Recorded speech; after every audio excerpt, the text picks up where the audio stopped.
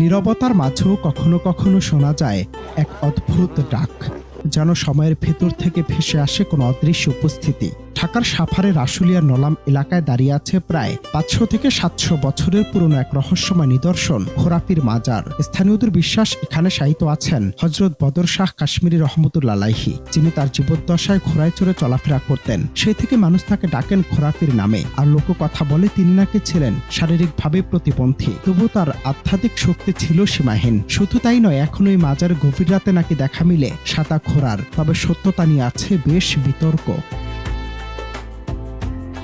আজ এই মাজার কেবল একটি স্থাপনা নয়, বরং এক জীবন্ত বিশ্বাসের কেন্দ্র। প্রতিদিন এখানে ভিড় করে শত শত মানুষ। কেউ আসেন জিয়ারতের উদ্দেশ্যে, কেউ মানত নিয়ে, আবার কেউ কৌতূহলের টানে। কারো চোখে ভক্তি, কারো চোখে বিস্ময়, আবার কারো মনে অজানা প্রশান্তি। এখানে পা রাখলেই যেন বদলে যায় চারপাশের অনুভূতি। কেউ নীরবে ধ্যানে বসে যান, কেউ জিক্রে মগ্ন হন, আবার কেউ নিজের মতো করে গান নাচে খুঁজে নেন মানসিক শান্তি। স্থানীয়রা যাদের পাগল বলে ডাকেন, তারাও যেন এক ভিন্ন বাস্তবতার অংশ। আমি এখনো কিছু দেখি নাই, কিন্তু অনেক মানুষ বলে ঘোরাফির আছে, ঘোরাফির সাদা পাগড়ি পোশাক পরে ইসলাম প্রচার করার জন্য এদিকে সেদিকে ঘোরাঘুরি করেন। অনেকে দেখেছেন, আমিও শুনেছি কথা। এবং বিভিন্ন মুরব্বীদের কাছ থেকে, এবং এখানে যারা দর্শনার্থী ওই যারা আসে, যারা মাজারকে বিশ্বাস করে, তাদের কাছে অনেকের কাছে শুনেছি যে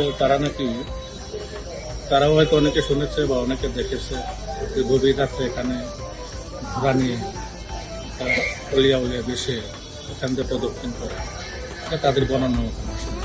এই মাজারের আরেকটি বিশেষ দৃশ্য হলো মান্নুতের খিচুড়ি রান্না। বিশাল ডেকে রান্না করা খাবার ভক্তরা নিজের হাতে তৈরি করেন, তারপর বিলিয়ে দেন সকলের মাঝে। এখানে নেই কোনো ধনী গরিব ভেদ, নেই কোনো সামাজিক পার্থক্য। একই থালায় একই ভালোবাসা সবাই ভাগ করে নেন প্রিয় খাবার। এটি যেন মানবিকতার এক নীরব উৎসব, যেখানে মানুষ ভুলে যায় দুঃখ কষ্ট আর বিভাজন, মিলেমিশে যায় এক অনন্য আধ্যাত্মিক আবহে।